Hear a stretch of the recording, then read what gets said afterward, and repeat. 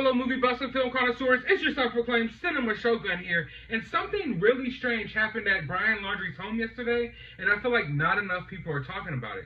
But apparently, sometime yesterday afternoon, the police swarmed Brian Laundries' home and set up a perimeter around his entire property, and this was the most police presence that I think we've seen at his home within the last few days, and apparently it's because of some type of false alarm.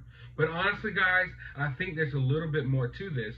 But before I give you my thoughts on that, let's take a look at the scene in front of Brian Laundries' home. And at about 6:45, a number of officers just pulled up with their lights on. They didn't have their sirens on, but they did have their lights on, their emergency lights on. So we jumped out of the car and started filming video, started rolling video on our cell phone cameras.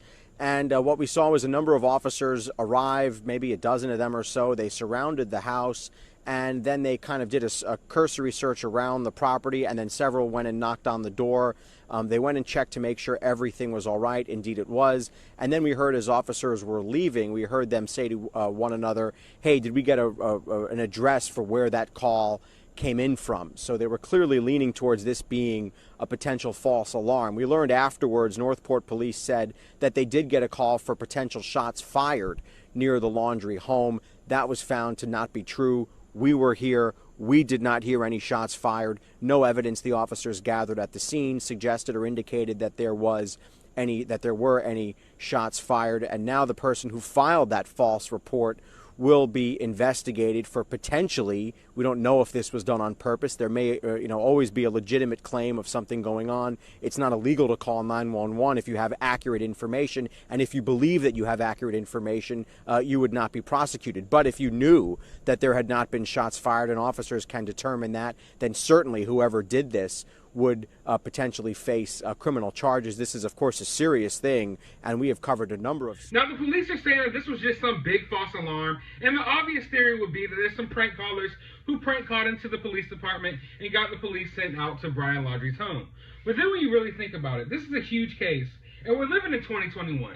And seeing how people are operating online behind this case, every time I get online, I'm seeing fake Brian Laundrie Instagram accounts and Facebook accounts. Every time you turn around, there's a new Brian Laundries sighting, and there's all these grainy photos that look like Bigfoot photos. No one has a good camera phone in 2021, obviously. And there's all these clickbait articles and videos, and I don't think it's far-fetched to believe that this police department has already received their fair share of prank calls and faulty tips. So to see them react this strongly to a false alarm, I'm not saying that it's out of the range of possibilities. In fact, of course, it's a strong possibility. But you got to understand how the police operate. Sometimes the police use false alarms and faulty tips as an excuse to basically do what they want to do. For lack of better words, as an excuse to do what they want to do.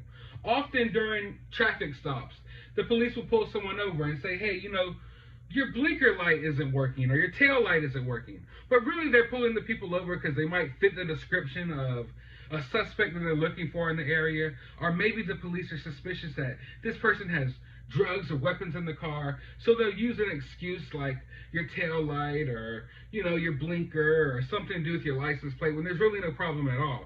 And often the police use false alarms and faulty tips as a reason to search people or apprehend people for questioning and things like that.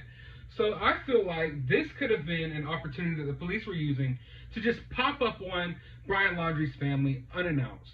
To just pop up on them and apply pressure.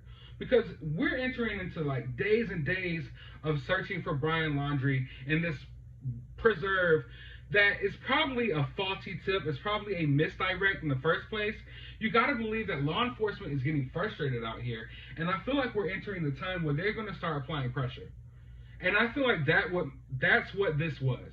I felt like this was law enforcement applying pressure. Did someone call in and leave a false alarm? Possibly. But I'm sure they've gotten thousands of false alarms by now. They showed up with a heavy presence, unannounced, middle of the day, whenever they want. They're going to apply pressure on the Brian Laundrie family until they talk. And you got to understand, with law enforcement, with the police, the FBI involved, there's psychological games being played here right now.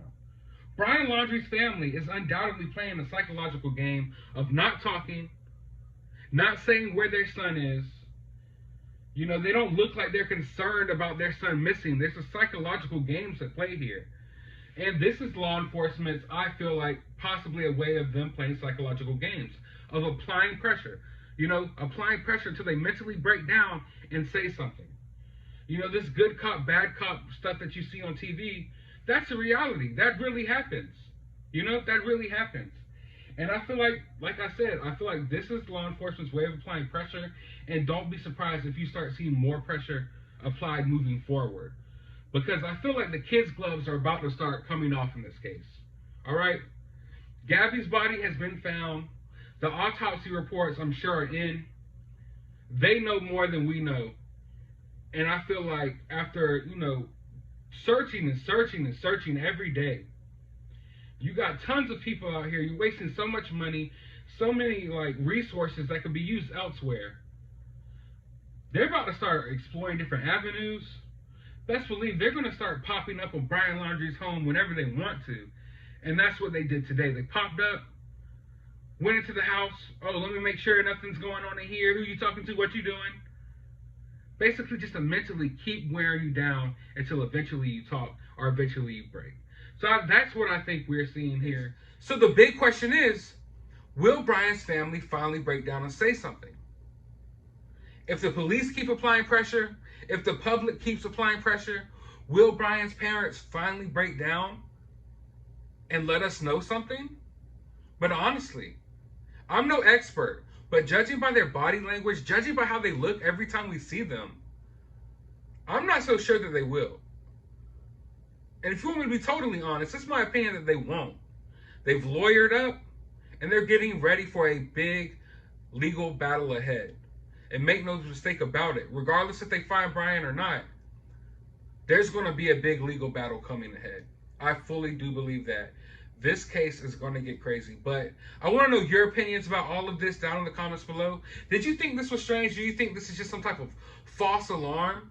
Let me know down in the comments below. While you're down there, hit that subscribe button if you haven't already, because I want to keep all of you updated with this case.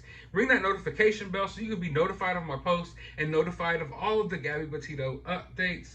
And as always, find some time out of your day to relax, get this off your mind, and go watch a movie.